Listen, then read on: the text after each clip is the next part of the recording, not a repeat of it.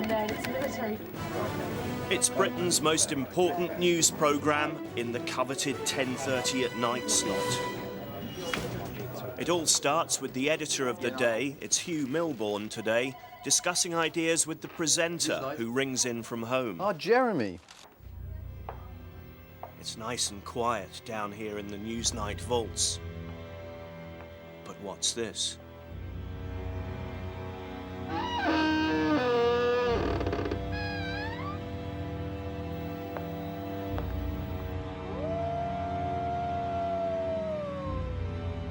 I soon realised that Newsnight's hard-won reputation for technical excellence would be in jeopardy if this material ever got out. The United States is totally neutral, but he made it clear that that is where American neutrality stops. I'm sorry, Charles. Wheeler appears to have dematerialized in the best Star Trek manner. Stopped imports and exports, then I'm sorry, I've got Ian Smith coming in my ear.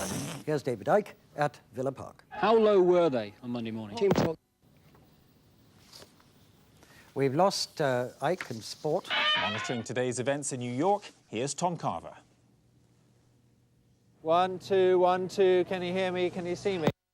We've got David Icke back, so let's get back to him as soon as we can. In about 5 seconds from now.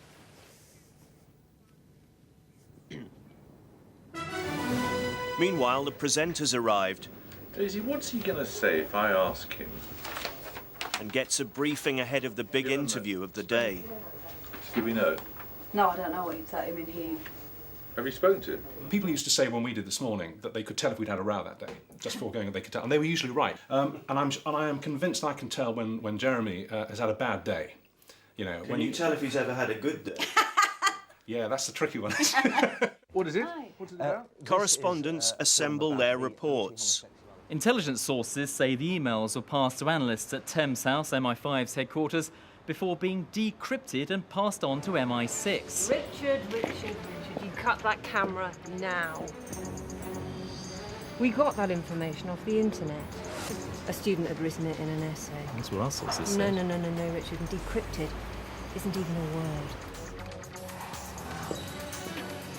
I know that if I tune into Newsnight, I will get a measured, informed piece, and it makes me feel like a sentient, responsible member of the public. It makes me feel smugly good about myself. Jeremy, this is pure Monty Python. I can't hear you. This is pure Monty Python, having a serious political discussion in the middle of a firework display. I'm only obeying orders, Charles. Have you read my full speech in Moscow?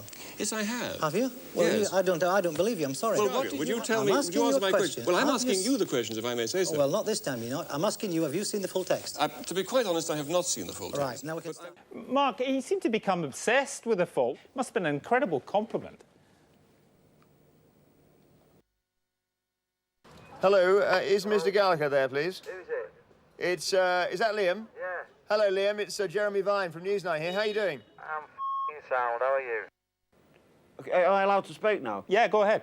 Yeah, right, yeah, whatever you say. Hard-worked Newsnight producers look forward to their evening meal. As you'd expect in TV land, their dinners are prepared by a roster of celebrity chefs. Tonight, it's Clarissa Dixon Wright of Two Fat Ladies fame. Right, you lot, here you are. Presenter Jeremy Paxman insists on mucking in. You were the swan, weren't you, dear? Yes, fine, thanks very much. Will there be anything else? Because I've got to devil some kidneys for David Dimbleby in half an hour.